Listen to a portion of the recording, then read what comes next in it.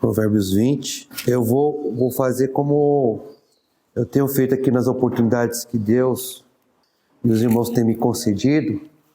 Eu vou fazer a leitura do capítulo, ou metade dele, e aí eu vou destacando os versículos que me chamaram a atenção, e depois, irmãos, fiquem à vontade para comentar, para destacar algum versículo também que os irmãos tenham um certo interesse, que, né, compartilhar aqui conosco, tá bom? Porque como eu já mencionei outras vezes, né, cada capítulo de Provérbios, ele trata vários assuntos diferentes, né, bem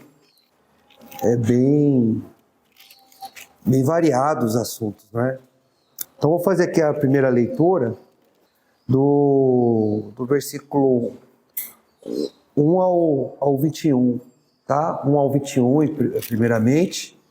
Vou ler do 1 ao 21. Aí eu destaco, abro para comentar, depois a gente faz a leitura e termina o capítulo, tá bom? Então vamos lá. Provérbios capítulo 20, versículo 1. Bom dia para os meus irmãos e irmãs que eu não cumprimentei. A graça e a paz do Senhor Jesus Cristo sobre suas vidas. Então vamos lá. Provérbios 20, versículo 1 até o versículo 21. O vinho é escarnecedor, é a bebida forte, alvoroçadora. Todo aquele que por eles é vencido não é sábio.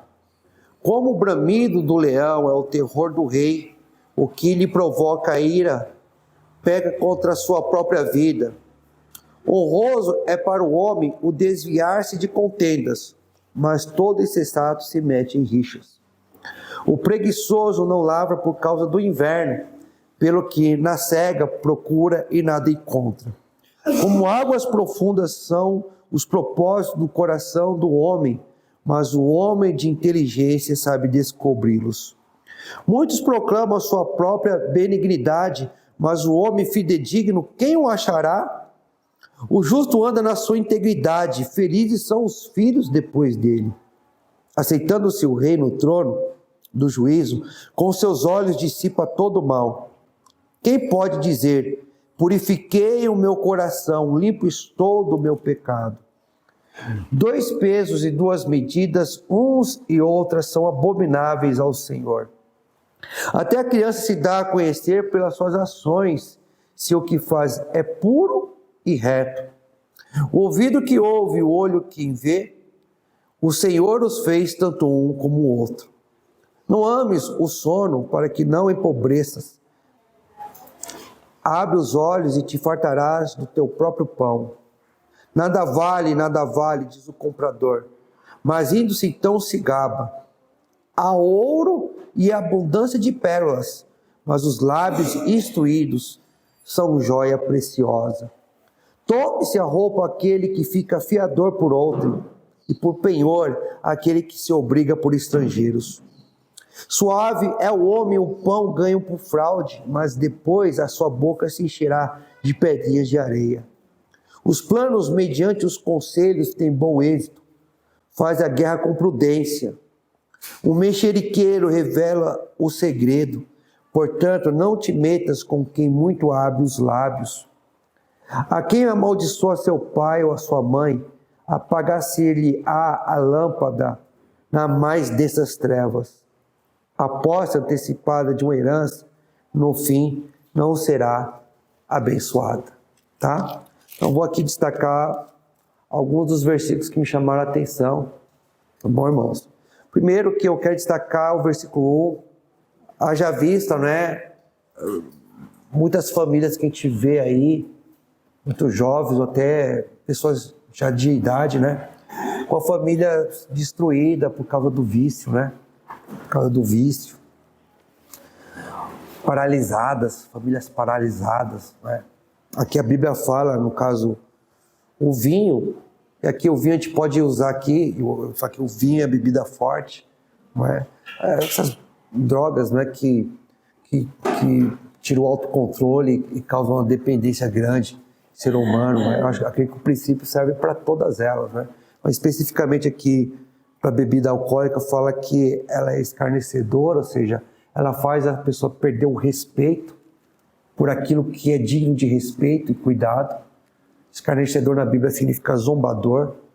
Então, a droga, ela faz a pessoa ela perder esse respeito pelo que é digno de respeito e cuidado. E ela é alvoroçadora, ou seja, ela causa transtorno, confusão. Tá? E fala que todo aquele que por eles é vencido não é sábio. Aí alguém pode falar, irmão, mas se a pessoa exagerar com refrigerante Coca-Cola também vai ser prejudicial. Então a pessoa pode pensar o seguinte, ser vencido é o quê? Não, você pode se meter com essas coisas aí, mas é só não perder o controle, né? Amados, a gente sabe que temperança é fundamental em tudo, mas tem certas coisas que a gente tem que realmente fugir, tá? Até o homem ímpio, até essa sociedade que acha normal, né? Beber bebidas alcoólicas, por lei, é proibido aos 18 anos. Menor de 18 anos é proibido de tomar. Então, até os ímpios, né? A lei deste mundo, que nem sempre está de acordo com a vontade de Deus, vê que há um potencial perigoso ali. Então, não fique comparando bebida alcoólica com refrigerante, ou sorvete. Claro, tudo isso, se você comer demais, vai fazer mal. Mas se até na sociedade há essa restrição, isso mostra que existe um certo perigo ali, né? E a Bíblia nos alerta desse perigo das bebidas alcoólicas, e eu já englobo aí todos os outros tipos de drogas, né? Aí algumas pessoas podem falar assim, eu não sou aquele sujeito que está ali caído no chão, ou que perde o emprego, porque tem muitos casos que acontece justamente isso, brigas familiares, né? A pessoa vai trabalhar, fica largado no emprego, passa o dia no bar, e quando essa pessoa se converte, deixa de ser um explorado, porque o pecado explora o ser humano. Deus ele não quer que a gente peque, ou seja, escravo do pecado, porque o pecado é um mau senhor, ele destrói a vida da pessoa, ele explora a vida da pessoa. Então, quando a pessoa ela abandona isso, né? Ela é liberta do vício, todo aquele dinheiro ali, para aqueles poucos que lucravam ali com viciado, passa a ser usado para benefício da vida da pessoa. Bloco, é o carrinho ali, é o material de escola para o filho, sabe? Comida com mais abundância. Mas tem pessoas que não chegam nesse ponto, né? Não chegam nesse ponto. Bebe ali socialmente e leva uma vida aparentemente normal. E às vezes até prosperam, inteligentes assim, né? Fazem bons negócios, têm suas casas, ali, seu carro e tal, mas bebe socialmente lá e tal. Quanto a isso, não tem problema. Bom, se as pessoas deixam de se render a Cristo para não abrir mão dessa cervejinha, embora essa pessoa não fique ali, não é encontrada na rua, isso mostra que ela é viciada assim também, tá? Mas de uma forma mais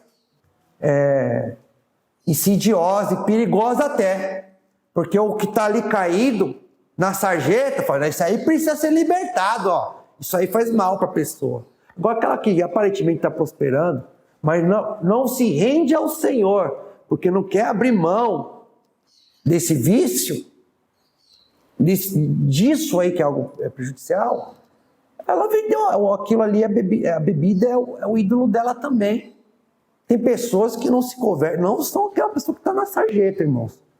Não é aquela pessoa que perdeu o emprego, entendeu? Ainda mantém emprego de sua família, mas não se converte porque não quer abrir mão do fardinho de cerveja no final de semana. Não se converte porque não quer abrir mão ali do churrasquinho, a cervejinha, o barzinho com o amigo. É viciado do mesmo jeito. É um ídolo. Ele coloca aquela substância na frente da sua salvação. Ela não quer se render ao Senhor, porque não quer perder aquele prazer. Então, para mim, quem é vencido pela bebida é justamente isso, aquela pessoa que ela faz daquilo ali um foco da sua vida, né? Então é assim, mas homens de Deus no passado a gente viu que beberam. Vocês lamberam sabão, vocês vão lamber também? Ali na Bíblia Deus mostra que pegou homens com defeitos e foi lapidando. E eles, por mais que eles tentaram se manter justos, eles também foram influenciados por aquela sociedade. Mas veja só, quando aparece a questão da bebida alcoólica, em que contexto aparece geralmente na Bíblia? Em contexto de pecado. Não é o que ele fez lá, fez uma besteira lá e pagou o mico. Quando foi se envolver com bebida alcoólica. O peladão lá amaldiçoou o filho. As filhas de Ló, o que elas fizeram para se deitar com o pai? Cheirou a cara deles. Davi, quando quis enganar Urias, eles foram envolvidos. Mas foi um perigo e prejudicou eles por estar perto daquilo. Quando tem um perigo, irmãos, a atitude mais correta é ficar distante. Sábio forte é aquele que sabe reconhecer os perigos. Não ficar andando na beira dos abismos. Não é? Tá? Então, é um alerta da palavra do Senhor, eu gostaria de destacar isso, tá bom? Outro versículo que eu gostaria de destacar, amados, você não precisa de substância para dar risada, gente. Tem que ter, como a Bíblia fala lá em Efésios, tem que se encher do Espírito Santo de Deus, tá bom?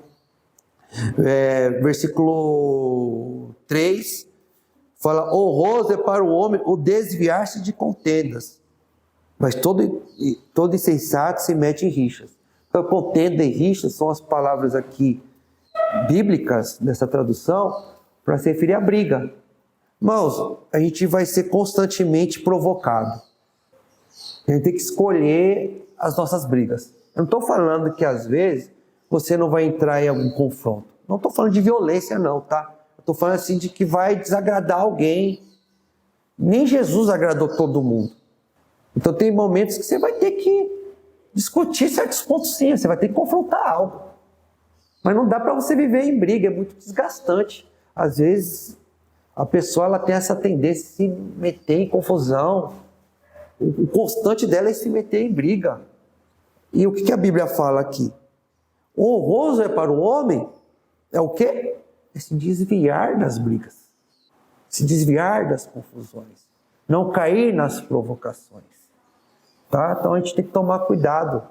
Muitas vezes aquela provocação que a gente sofre, nos diferentes ambientes que a gente convive, seja na escola, no trabalho, às vezes até em casa mesmo, pode ter uma origem espiritual, tá? Nós somos cristãos, a gente não fica dando ibope aqui para o inimigo das nossas almas, mas Efésios fala que a gente está no meio de uma guerra espiritual. E às vezes, uma briguinha de bobeira pode ser um recurso usado por Satanás para nos desestabilizar e nos levar à ruína, amados. Então a gente tem que tomar muito cuidado. A gente se esforça tanto para construir uma vida, construir um lar, construir uma história, e por besteira, num minuto a gente pode botar isso a perder. Então a gente tem que tomar cuidado mesmo, no trânsito. Quantas vezes a gente é provocado no trânsito, né? Então a gente tem que tomar muito cuidado para não ficar caindo nas provocações, ministrar o louvor, sentir a raiva, vai orar, tá bom? Olha, não é questão de...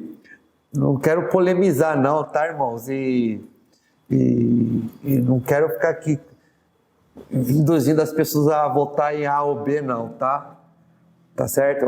Cada um é livre perante Deus e som do coração, e eu acredito que quando a pessoa escolhe o A e B, ela acha que está fazendo isso e está glorificando a Deus nisso, tá bom? Então, quando as coisas são muito complexas, nesse mundo aqui o ser humano é complicado, mas tem que tomar cuidado com os grupos de WhatsApp também. A gente se mete em confusões assim, né? À toa. Às vezes não, mas às vezes à toa. Eu mesmo já eu já não tenho o costume de usar tanto celular, né? Mas aí, às vezes, tem lá um grupo, você coloca a questão que, né? E se você se deixasse levar, e aconteceu isso comigo essa semana. Tava lá tem uma coisa que eles bloquearam lá por causa da pandemia, bloquearam um ponto da evolução funcional da gente, né? Que a cada 5 anos eu posso pedir lá um tal de coelho um aumento, né? Então, bem na época que estava chegando a hora de eu pedir meu aumento, aí teve aquele bloqueio. Então eu tive que esperar 1 ano e 6 meses. Então esse 1 ano e 6 meses vê-se em abril. Mas aí o Congresso lá, o Senado, aprovou o desbloqueio para o funcionário público. Então, sancionando, né? Se o Lula for lá sancionar a lei, e tudo indica que ele vai, né? Se o Lula sancionar a lei do desbloqueio, aí eu vou ganhar alguns meses, que já passou mais de 1 ano, né? Estou esperando pacientemente. Aí alguém lá colocou lá no grupo lá, né? Colocou lá a foto do Lula assim: pode confiar no papai. No papai você pode confiar, né? Aí assim, eu vi aquela brincadeira e tal, mas eu falei assim, eu vejo isso aqui eu escrevi o seguinte, né? Mas assim, um joinha, tô de brincadeira. No Pai Eterno, né? Podemos confiar no Pai Eterno, né? Que pode usar até o Lula como instrumento da sua misericórdia. Mas só porque eu falei isso, aí pronto. Nossa, eu falei... Eu coloquei assim, mas eu falei, não, ali, quando dá muito ibope para homem, seja para Bolsonaro, para Lula, seja quando coloca mais acima de Deus. Então, assim, eu estava grato, foi uma boa notícia, glória a Deus. Aí, confia no papai que vai dar certo. E o papai é o Lula. Eu falei, no Pai Eterno, que pode usar o Lula como instrumento. Aí o povo ficou revoltado, né? Aí o povo ficou... Aí colocaram o cara feio, assim, eu falei, aí veio aquela tendência humana de querer entrar na briga, né? Entrar na briga, né? Aí eu falei com a minha esposa, boa, eu quase não perdi celular, porque uma frase aqui e pronto. Aí o que eu fui fazer? Eu fui orar. Eu cheguei e falei, vou orar, vai. Calma a alma. Aí teve uns colegas que trabalham comigo, falaram umas besteiras lá, já vão pro insulto, né? Eu falei, deixa, porque eu tenho que conviver todo dia, não é? Aí eu orei, aí no outro dia o pessoal tava envergonhado, entendeu? Porque eu não entrei naquilo, o pessoal tava envergonhado. Eu fui lá, de boa. No outro dia era amigo secreto, imagina só.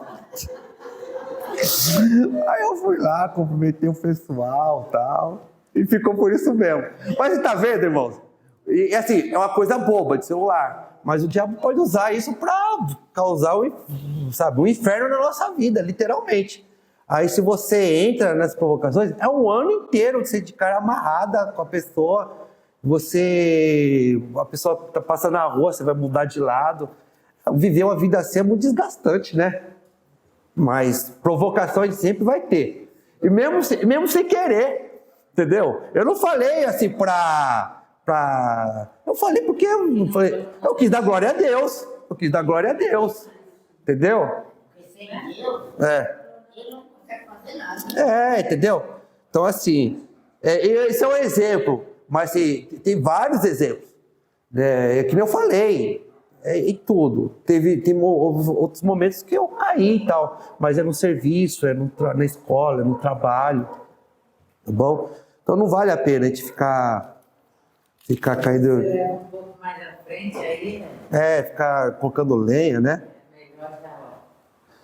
Tem momentos que a gente tem que realmente, né?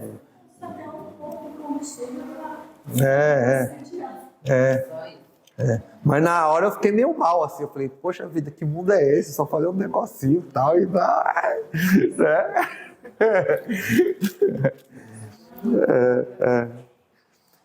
Então, assim, outro versículo que eu quero... Clécio, bom dia, irmão, tudo bem? Fala, Cauã, tudo bem? Bom dia. Graças ao próprio Senhor Jesus, irmão. Outro versículo que eu gostaria de destacar é o versículo 4. Está em Provérbios 20, versículo 4. O preguiçoso não lavra por causa do inverno, pelo que na cega procura e nada encontra. Então, o inverno na Bíblia, geralmente ele é representado como uma época difícil, né? Extenuante, né? Então, assim, qual é o princípio que eu aprendo aqui? Que a gente nunca vai ter condições perfeitas, irmão, para fazer o que é certo, para plantar coisas boas na nossa vida. E Deus nos dá a força, mas ele nem sempre. Eu acho que, pelo que eu estudo na Bíblia, o modo de Deus operar não é tirar as dificuldades da nossa vida. Ele não permite provações além das nossas forças, como fala em Coríntios. Ele é fiel e dá escapatória. Mas o método de Deus não é tirar as dificuldades da nossa vida. Porque as dificuldades da nossa vida também nos ensinam as nossas limitações e quanto a gente depende dele. Você vê lá aquela guerra lá com os midianitas lá, Gideão. Aquela multidão lá. Eles estavam os israelitas estavam em número inferior. E o que Deus fez? Gideão orou ao Senhor, Senhor nos ajuda, né? Mas o que Deus fez lá? Tirou o problema? Não tirou. E ainda mais, ele foi ainda e diminuiu a força de Gideão. Manda tantos soldados embora. Manda ele lá tomar água. Quem toma água de um jeito errado, manda. Só ficou 300. Ou seja, se antes a situação estava crítica, agora ficou mais crítica ainda. Mas aí Deus falou, é para vocês perceberem que a vitória é minha.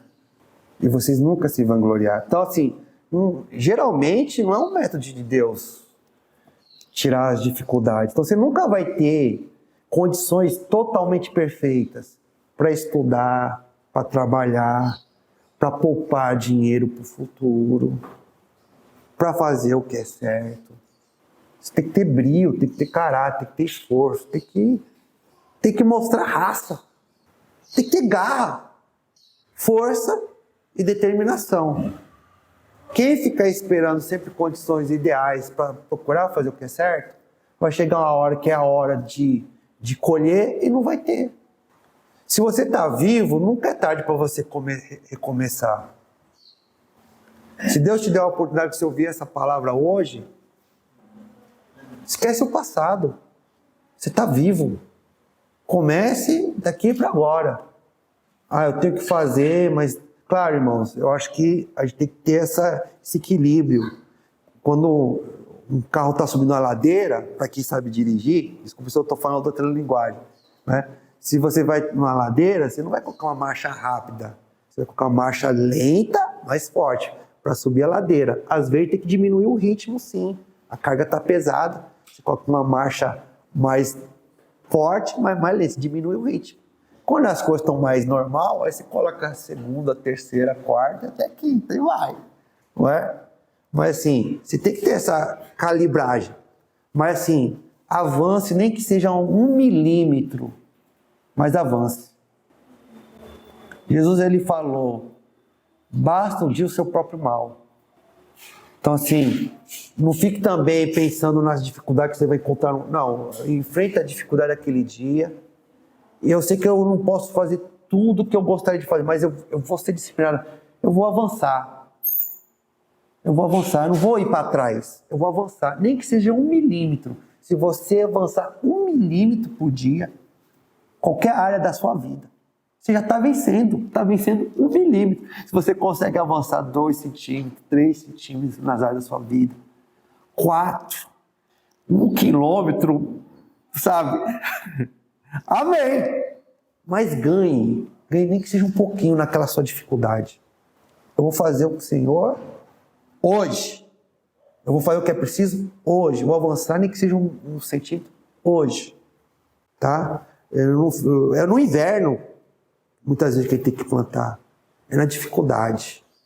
Tá bom? Mas tem o nosso Senhor para nos ajudar, para nos fortalecer. E só planta quem realmente tem fé, que vai colher. E Deus está falando, se você plantar com fé, você se dedicar com fé, você vai colher. Você vai ter. Tá, então eu queria destacar isso, porque esse versículo me chama a atenção. Tá? Fala o seguinte, ó, o justo anda na sua integridade. Felizes lhe são os filhos depois dele. Ó, irmãos, deixa bem claro aqui. A Bíblia fala que não há um justo nenhum sequer, pois todos pecaram e carecem da glória de Deus. O que é carecer? É precisar, é necessitar da glória, da ajuda de Deus. Então não existe pessoas perfeitas. Ninguém aqui teve pais perfeitos. Ninguém aqui teve pais perfeitos, mães perfeitas, famílias perfeitas. Quem aqui tem a família perfeita aí, levanta a mão. Sem nenhuma dificuldade. Tá? Mas a gente tem que entender o seguinte, aqui eu acredito que está falando sobretudo aos pais. Tá? Os filhos, eles devem orar pelos seus pais também. Tá? Perdoar os pais no seu coração. Porque não há um justo nenhum sequer. Porque todos pecaram e caem da glória de Deus. Torcer para que seu pai se estrepar de vez, se quebrar de vez, se destruir de vez, não vai te ajudar, vai só te prejudicar. O mais tristeza talvez seu pai ou sua mãe já te causou na vida. Eu estou falando para os filhos, mas depois eu vou falar para os pais. Filhos, ore pelos seus pais. Se ainda você tem seu pai vivo. Ele precisa também de libertação. Ela também precisa de libertação. Ela precisa também da ajuda de Deus. Ele precisa também da ajuda de Deus. Tá? E você precisa da ajuda de Deus e dele. E se ele não está em condição de te ajudar, te dar aquele apoio, ore por ele. Tá? Ore por ele. No mínimo, ore por ele. Tem certos casos que a relação do pai é tão difícil. Às vezes é um pai muito abusivo, um criminoso, alguém que traz realmente perigo para a vida, que a melhor atitude de amor, às vezes, é se afastar. Para não ter uma morte ali, não ter uma tragédia. Às vezes, o melhor ato de amor é se afastar. Mas não é porque se afastou que não deixa de ser seu pai, não deixa de ser sua mãe. Que não é um pecador que precisa ser resgatado. Ore. Não fique alimentando sentimentos de rancor, de ódio. Ore pela libertação do seu pai, da sua mãe. Eu sei, amados, que aqui tem alguns irmãos e irmãs que não tiveram a alegria de ser criado uma família estruturada, com pai e mãe, dentro de um lar. Mas não é porque você sentiu na pele quão isso é duro, quanto isso é difícil. E o que você quer dar para os seus filhos? Jesus Cristo morreu na cruz para quebrar toda a maldição. Não é porque você sofreu aquilo que você tem que repetir isso na sua vida. E agora eu falo isso para os pais. Aqui a Bíblia fala que um justo que anda na sua integridade, felizes lhe são os filhos depois dele. Ou seja, a vida de alguém que se esforça para honrar o Senhor, ela abençoa os seus filhos. Ela facilita a vida dos seus filhos. É claro que tem filho que não dá valor a isso. Mas aí é com cada um. Seja como for, amados, eu estou falando da perspectiva dessa vida. Tá? Eu estou falando da perspectiva dessa vida.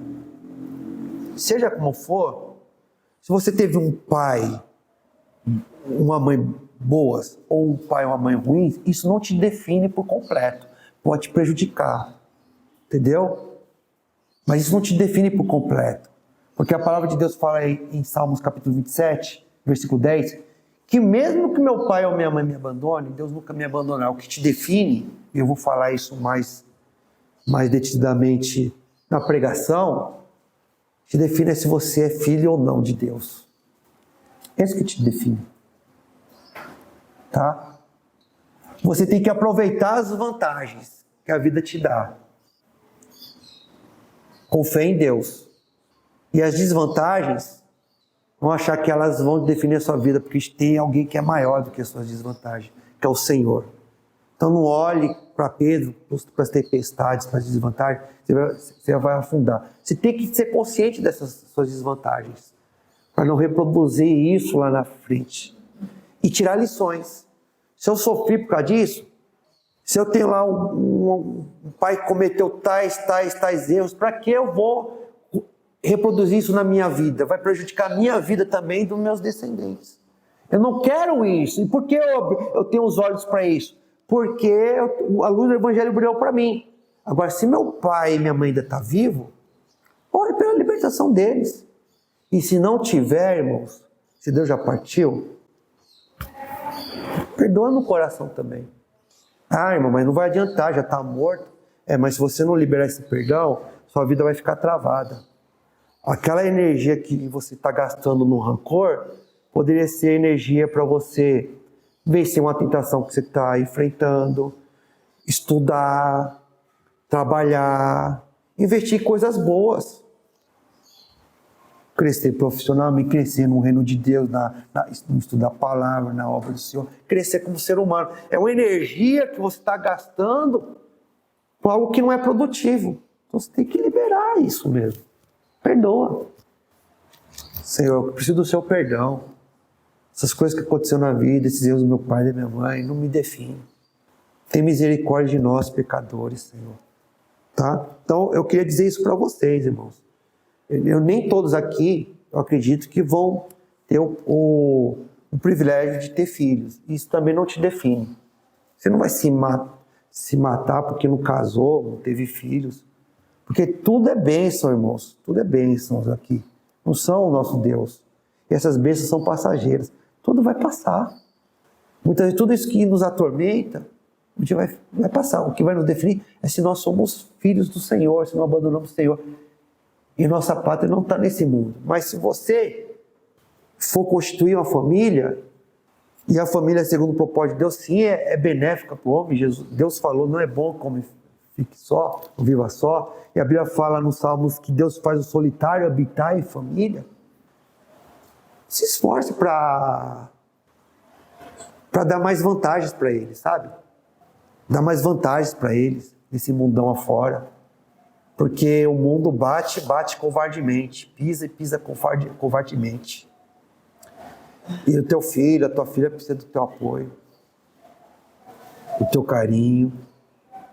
Que você seja um ser humano melhor. Teve momentos na minha vida, irmãos, que eu não desisti de lutar e me esforcei para ser um ser humano melhor, porque eu tenho pessoas que dependem de mim. Até mesmo nessa questão da confusãozinha aí, você acha que me ajudou a não entrar uma coisa banal, uma coisa boba, mas uma das coisas que me ajudou a trava, a orar, a parar, não entrar na briga, falar, eu tenho Deus, então eu represento o nome de Jesus, então eu tenho que tomar cuidado com o que eu vou fazer, porque querendo ou não, as pessoas sabem que eu sou crente, entendeu? Então o que eu vou fazer, eles podem atribuir a Jesus, eu não quero que atribua coisa errada. Se eu faço posteridade, calúnia, é outros 500. Porque Jesus também não agradou todo mundo, mas o que dependia de mim, eu não quero fazer coisa para prejudicar. E eu também não quero fazer coisa para prejudicar meus filhos, minha esposa. Já pensou se eu arrumo confusão lá, crio inimigos, aí começa a me boicotar, sabota o meu emprego, aí trago sofrimento para minha mulher, meus filhos? Não quero isso. Então, ou então aquele dia que você pegou uma gripe, você está mal, você quer, entendeu? Não, mas eu vou fazer corpo mole não, vou lá porque eu tenho que ganhar um cascar. Por quê? Porque eu tenho pessoas que dependem de mim. Entendeu? Então, assim, ter pessoas que dependem de você é uma grande responsabilidade, sim. Tem um preço, sim. Não vou romantizar as coisas. Não é só flores, tem os seus espinhos, mas ajuda a gente a ser um ser humano melhor. Por isso que Deus fala que não é bom comer fique só. Não é só na questão de comodidade. Porque se você ganhar bem, irmãos, você tá com fome, vai comer no restaurante toda hora. Se não tá incomodado, vai lá e vai viajar. Não é isso. Não é o bom comer fique só porque tem essa questão do conforto, do consolo também, mas também quando você coloca o ego na sua frente, você começa a destruir sua vida. É um castelo de cartas. Viver uma vida de egoísmo pode ser gostoso num primeiro momento, de repente já começa tudo a desmoronar. Então, quando a pessoa para de pensar só no seu umbigo, aí que ela encontra a verdadeira felicidade. Ela encontra a força para vencer as tentações, encontra a força para ser um ser humano melhor. Então, eu queria destacar isso, porque todo instante, tá? E aqui para os meus filhos, aqui, ó, só tem pessoas que conhecem o Ricardo melhor que Deus e eles aqui, ó. Minha esposa. Então, eu quero ser um bom cristão para todos, mas primeiro para eles. E eles sabem quais são meus defeitos, minhas dificuldades. Mas eles sabem de uma coisa: o pai deles sempre se esforça para corrigir seus defeitos. E quando erro, eu busco a força de Deus, mesmo sendo pai, para pedir perdão. Filho, me perdoe. A atitude foi errada a mim. Exagerei. Não sou perfeito, mas quando você está em família, você está em luz. Sempre tem olhos em você. E a luz, irmãos, evidencia o que é bom e o que é ruim. Como a gente gosta de olhar para o espelho e não ver lá o catarro no nariz, o cabelo desgueiado ali, né? A gente limpa, né? Como tem luz, o pecado evidencia, isso ajuda a gente o quê? A se arrepender. E se arrepender é a vontade de Deus. Veja Adão. Adão no jardim só fugia da culpa dele. A culpa é da mulher. O Senhor me deu. Jesus tem que ensinar a gente a se arrepender, não tem? Porque Jesus, ele ensina, mas como Jesus vai nos ensinar a se arrepender, sendo que ele nunca pecou? Adão fugiu da culpa que era dele, Jesus assumiu uma maldição que não era dele. Ele foi para um pecado, para cima de um pecado, ele assumiu um pecado que não era o dele. Para quê? Para nos ensinar, nós somos pecadores, a assumir nossas culpas e se arrepender. Se arrepender é a vontade de Deus. Ele se tornou maldito para nos ensinar a se arrepender. Então, vamos ministrar o louvor, vamos ministrar o perdão, vamos praticar o arrependimento, vamos fazer a faxina Ninguém aqui é perfeito. Todos pecaram e caem da glória de Deus. Mas glória a Deus que tem o perdão de Jesus, a palavra de Jesus. A gente entende os planos de Satanás, irmão. Os planos de Satanás é destruir, é acabar.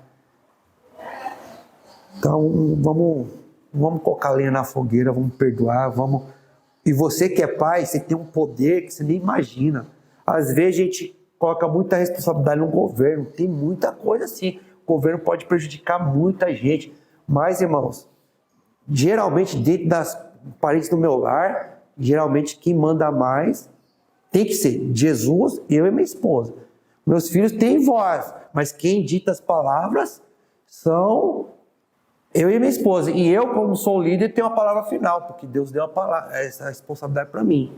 Então veja o poder que eu tenho. Então eu tenho que usar para o bem.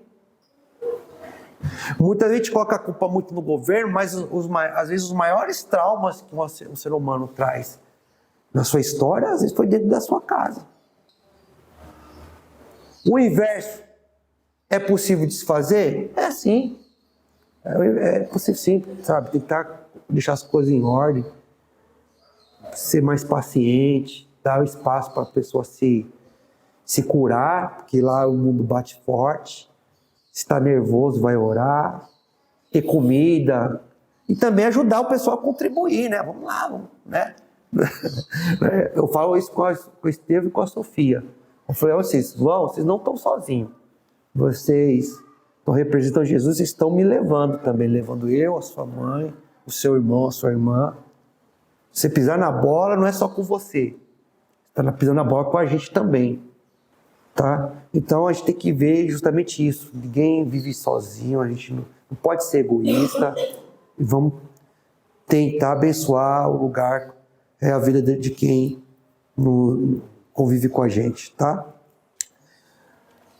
Irmãos, eu destaquei esses aqui, mas para não ficar falando sozinho, alguém quer destacar mais um? O problema é que cada versículo eu me estendo demais, né, irmão? Eu tenho que ser mais sucinto. O versículo 21, você vai passar por ele? Ou você já está quase encerrando? Eu já li, fala aí, irmão. Porque lembra, após antecipar de uma herança, no fim não será abençoado. A gente se lembra um pouco do filho pródigo, né? O pai ainda vivo, ele quis a parte dele, né? É verdade. Muitas vezes, assim, talvez na minha infância, meu pai deixou de comprar uma pizza para a família, para a gente, né, comer no sábado, alegrar as crianças, para guardar algum dinheiro para fazer uma coisa maior para todo mundo depois, né? Então o filho acaba sendo participante da herança, assim. Exato. Mas na hora errada não é prudente, como esse filho pródigo aqui, né? Aqui o texto diz que após antecipar a esperança, o filho não será abençoado. Ele sofreu bastante. E quando aquilo que ele resgatou do pai, que seria a posse dele, se destruiu, deixou de existir, sobrou só a presença do pai para ele voltar, né? Só a casa do pai, né? A parte dele que era dele, ele já tinha consumido de forma errada e só ficou o pai agora. Ainda bem que ficou o pai, né? Exato. Ainda bem que ficou o pai, que ficou o pai, né? Exato. E esse versículo me lembrou disso aqui agora, que a posse antecipada não é realmente abençoada, porque é desse exemplo de Lucas 15. É, bem destacado. Esse princípio serve para muitas outras áreas da nossa vida, né? No namoro, na questão dos gastos. Muitas vezes as pessoas, muita gente que está com a vida assim, muita cheia de desgaste, porque não sabe esperar o momento certo, não sabe dizer um não. Coloca o seu ego na frente, não Jesus na frente. Quando você coloca Jesus na frente, o vazio é preenchido e você não fica escravo dos seus próprios desejos e nem dos aproveitadores. Então, quando um banco ele oferece um empréstimo, você acha que o banco é bonzinho, irmãos? Ele quer manter uma pessoa escrava pro resto da vida. Os juros são absurdos. Eu tenho colegas lá no serviço, lá, que ganham o mesmo salário que eu, são solteiros e estão devendo 6 mil reais por mês. Não sabe o que fazer. E ainda assim não consegue abrir mão do cartão de crédito. Entendeu? Por quê? Porque não sabe esperar o momento certo. Não sabe viver a vida segundo as suas condições. O que eu posso bancar para a minha vida? Para eu não ficar devendo nada para ninguém, para não ser escravo de ninguém. É isso. Eu quero comprar aquela coisa. Não tenho agora. Não agora. Vou juntar. O não é o não para sempre. É o não agora. Vou juntar. À medida que você vai sendo abençoado, também não vai aumentando o seu padrão de vida de forma louca, senão você vai sempre andar no limite. Vai crescendo aos poucos, com sabedoria. Aí você vai prosperando. Não é? E tem a ver isso aqui com o versículo 16, né? Toma para a gente não ser fiador, né? De outro. Ou seja, se a pessoa não dá valor ao seu próprio nome, você acha que vai valorizar o seu? Então, justamente tem essa questão de não saber o momento certo para as coisas. Né? O quão abençoado é um casal que se guarda no casamento. Satanás quer roubar isso. Satanás quer roubar aquele elogio de você falar para sua esposa, para o seu marido, que ela é a única, que foi a única. E quando você estiver num momento de tribulação, de dificuldade, você não vai ficar insatisfeito e lembrando de quem já passou na sua vida. Então, Deus ele quer nos proteger desse tipo de coisa, mas para isso ele tem que esperar o momento certo. Né? Eu falo para os jovens aqui, sexo é para o casamento, não é coisa errada. Não é pecado. É uma bênção para o casal. Então você tem que respeitar essa delimitação que Deus te deu. Por que Deus deu essa aqui? Não é para te prejudicar, é para te abençoar. Se você saber esperar, você vai ver quando Deus está certo. Alguém levantou a mão e eu esqueci, certo? Falando sobre eu trabalho nessa área do Brasil, tem gente que chega, nunca vi, eu vou com essa máquina, só que eu não tenho cartão, nem minha família tem, você vem pagar todo mês. Eu digo assim, mas eu não trabalho assim, eu não cartão vou à vista, porque eu já comi muito prejuízo com isso. Depois que arruma, ele fala, não, eu não tenho dinheiro agora, vou pagar para alguém, enrolando e acabar não pagando. Então eu já pus o cartão para isso. Eu tenho um pouco medo, mas eu recebo dinheiro na hora. Entendo. Aí já não vende mais. Exato. E a pessoa, que às vezes tem 5, 6 pessoas na casa trabalhando, não tem um cartão? A gente tem que entender justamente isso, amados. Tem que confiar no nosso Senhor, não colocar o nosso ego na frente, porque se a gente não se preencher por Deus, a gente é um buraco negro na nossa alma, nunca vai satisfazer. Então, a pessoa, quando ela não tem esse controle, ela vai se complicar mesmo. Então, a gente tem que saber ter paciência, trabalhar, saber esperar, e entender que o padrão que Deus nos coloca não é o padrão que o mundo coloca. O padrão que o mundo coloca para você ser feliz, tem que ser rico. Aí você vai querer viver uma vida que não é sua. Porque as pessoas falam, você tem que ter isso, tem que ter aquilo. Aí você vai se endividar para viver um padrão que não é o seu. Depois aquelas pessoas que apontavam o dedo para você, não vai estar ali para pagar os seus boletos. Não vai estar ali para te socorrer. Entendeu? Então você tem que ter essa consciência, saber que o padrão que Deus colocou para a gente é tendo comer e o que vestir esteja contente. Eu tenho certeza que a maioria de vocês já alcançou esse padrão. Então para que pressa? O seu maior problema já foi resolvido, que foi a questão da salvação. Para que pressa? E lá em Hebreus capítulo 13, passagem muito bonita, versículo poderoso esse aqui. Hebreus capítulo 13, no versículo 5 ao 6. Hebreus capítulo 13, versículo 5 ao 6 diz: seja a vossa vida sem avareza, contentai-vos com as coisas que tendes, porque ele tem dito, de maneira alguma te deixarei, nunca jamais te abandonarei. Assim afirmemos confiantemente, o Senhor é o meu auxílio, não temerei. Que me poderá fazer o homem, não é? Só que a gente tem essa orientação de Deus, amados. Para a gente não viver uma vida de ambição. Contentar com as coisas que você tem. Contentar com as coisas que você tem não significa que você não vai querer ter algo além. Mas você vai buscar isso com sustentabilidade, com planejamento. As suas coisas vão ser simples, mas não vão pertencer ao banco, vão pertencer a você. Entendeu? E você vai crescer sem se prejudicar, sem cair em armadilhas. E quem não valoriza o que tem, perde, irmãos. A verdade é essa. Quem cuida tem, quem não cuida perde. Para valorizar, você tem que ser grato, tem que ter contentamento. E se você não tiver contentamento, você sempre vai estar ali em busca, não valorizando o que você tem. É como uma pessoa que não constrói fileiras de blocos, sabe? Tem que valorizar o que tem até para você crescer. Mas sem desespero, saiba quem você é filho de Deus.